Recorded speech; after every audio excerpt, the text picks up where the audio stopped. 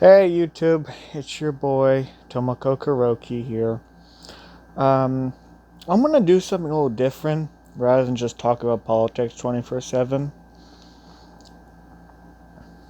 Um, I'm actually going to review Ghost of Tsushima. Uh, I don't know. I feel like I have a good knowledge of what the game. I just had a brain fart right now. Hold on. I feel like I have a good idea on what the game, like how it plays. I got through like the first uh, first part, so I'm here to give my little review. There was I decided to make this review because I promised Zach, my boy, which I shouted out last time, which I guess I'm shouting out now, that I would do a review on the game. Um, so I decided to do that review. Now I did watch a review about I did watch this really dumb review where it was just a screenshot of the game, and the guy said like, "Oh, if you buy the game, you're an idiot." And then he said in the comment section that, "Oh, I'm just deleting any comment that speaks against this point." Well, if he thinks I'm an idiot, then he probably thinks I'm a dumbass because I decided to not only pre-order the game but also get the deluxe edition because the samurai armor you get with the deluxe edition looks really damn sweet with the blue and gold. Anyway, so honestly, it's one of the best games. Um, it's one of the best games of 2020, without a doubt. I understand that the woke Twitter people will say Last of Us 2 is. Eh, it's woke Twitter. What do you expect? Anyway, it feels like a really good game. My only problem with it, and this is my only problem with it, is that when you go to certain places, the game tells you to follow the wind. And it's not really one of those bad things. It's just that it's really confusing to follow the wind sometimes. But as like a whole system, I think it's a cool idea. But it's just hard to see the wind sometimes. Anyway, so what is Ghost of Tsushima all about? Well, it basically talks about the Mongolian invasion of Japan, which ultimately failed because a tsunami showed up and completely annihilated the Mongolian fleet, and then the Mongols were forced to fight off the samurai because all their ships were destroyed and most of their soldiers were dead, and the samurai just butchered them. But unlike that, because that wouldn't be an interesting game, instead the Mongols do actually make it to the shore, so it's a timeline when the Mongols were, like, actually got most of their forces off the freaking boats. Unlike, um, unlike historically. Um, so basically the whole story is that all the samurai who were defending the island were, I actually like this look, hold on, there we go. So what happened is that all the samurai who made that attack, like all 80 of them, they all died, leaving you with being the only samurai who survived.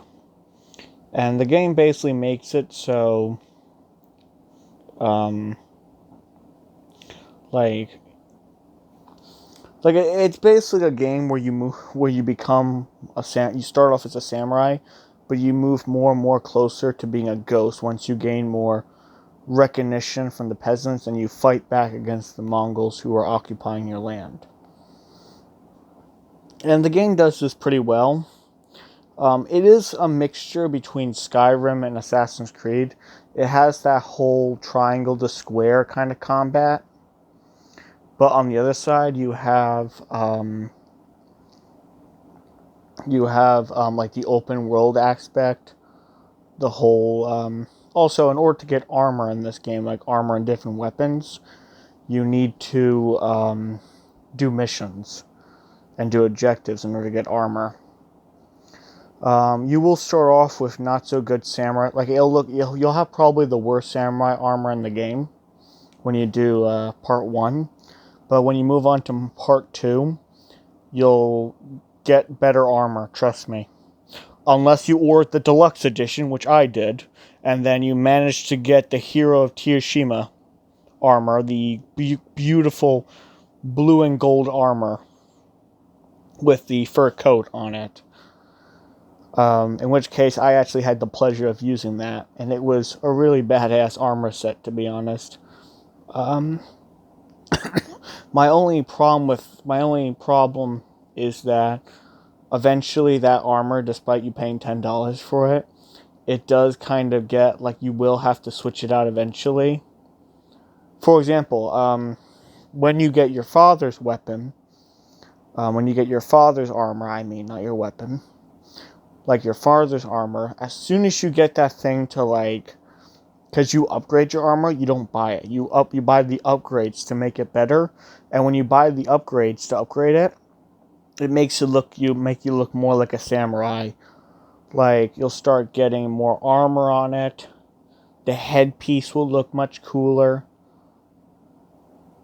Like, I'm doing a mission right now, like, about, like, where I have to, it's a very long quest, because I have to go through 6 different villages full of Mongols.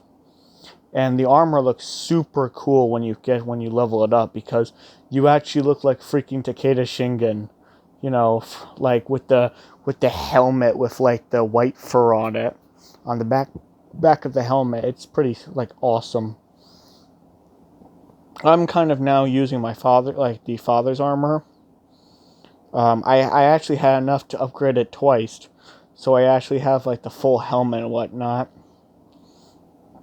And I think that's gonna be my armor, because in the game you can go through combat 2 ways. You can do it stealthily, which is just you going in, stealthily assassinating people, you know, like a boring shinobi, or you can do standoffs. And standoffs is when you walk into the town and say, "Hey, who wants to fight me?"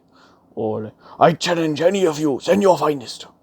And the enemy will send a soldier to go duel you, and you hold the triangle button, and as soon as they come after you, you charge. If you hold it for too long, or you let go of it too early, you lose most of your health. Standoffs could be a bit risky because you could die, but when you have my armor set, and when you have, like, the Sakurai Samurai set, and you have it to max, you can actually do standoffs 5 times. So you could just party wipe them like a badass samurai. Like 5 swings and they're all 5 of them are dead. So, over time you'll meet some interesting characters. And also, the game's, like, not all about combat. There are some actual because Sucker Punch really did a good job researching samurai culture. Like, there is poetry you can do. There is hot baths, which is the only nudity you will ever see, because I realized that I saw samurai ass. Yeah, because they decided not to censor that, but I wouldn't say I enjoyed it. I think it was more of a surprise. I don't know if that's against terms of service on Twitter. Probably not. So, but then again, like, it increases your health a little bit if you do the hot springs. And then there's also really cool things you could do. Over time, the game gets a lot more harder because more Mongol types show up. And there's a lot of different Mongols. There's one that uses bombs, one that uses a flamethrower. Like, the main ones you'll be fighting is most likely dual swords, sword and shield, and spears. And then you'll also be fighting brutes, but I've nicknamed them Fat Boys. Or I'll call them freaking Richard. Like, ban every Mongol in the chat. Ban them all. Real talk, mods. Ban all these freaking Mongols. They're using keyboard and mouse on PS4. I know I wasn't supposed to talk about anything besides the game, but I can't help myself. Anyway, the story is pretty good. I think this is the first time in 2020 where I have played a game that came out this year that doesn't have any politics in it. The game is very apolitical. It's very apolitical. Then again, Twitter is trying to make it political, but it's not working.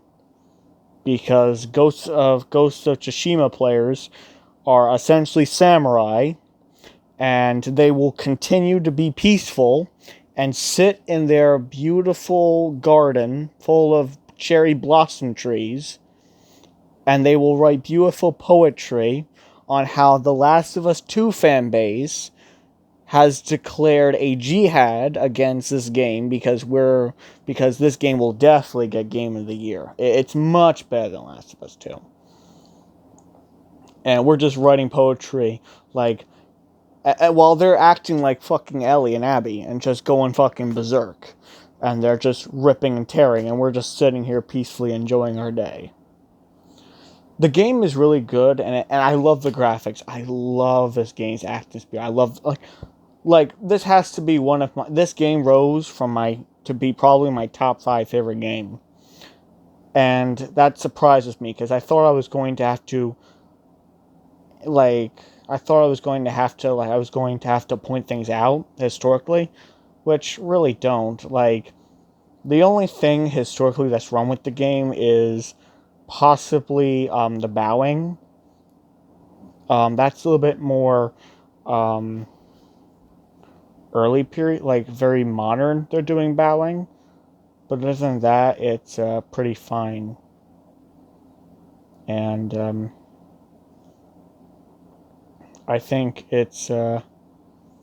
I think it is a good game. I think it's worth $60. There's probably going to be people who are going to criticize it more than me, but I think it's a pretty good game. I think like one of my biggest gripes against this game, and it's not even a gripe. It's more of like I just don't like the whole win system. That's it. And if that's my only problem with the game, then I think it's perfectly fine for $60. Like, if my only complaint is the direct, how you get to one place to the other, if you put a marker and then you have to go there, if that's my only problem, I'll deal with it. I still consider it a worthy $60.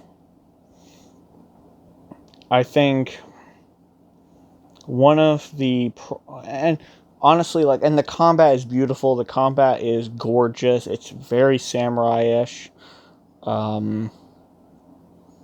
There is not much for me to say about the game. If anything, I have one complaint, which is the wind, but enough about me with the freaking wind. Also, the AI is very smart, and they will gang up on you if they have numbers. And I've noticed that the AI's pathfinding is also pretty good. And the story is quite good. Essentially, it's you slowly becoming less of a samurai and more of a shinobi. Thus the word ghost. Anyway, that's my review. I'm trying to make more and more videos, but because, it's summer, and a lot of us are home roasting because of the heat, but I hope you all have a fantastic day. My verdict for Ghosts of Tsushima will be a samurai out of 10. I would definitely recommend you buy it. Screw everyone who says don't buy it, or if you buy it, you're an idiot, because I would not say, I'm going to go to your house. Just be a samurai. Just be, okay, that's fine. Your opinion. Anyway, YouTube, I'll see you later. Hope you enjoyed my review. And I actually still don't have an intro. So, just keep Keep Tomokoing it out. Bye.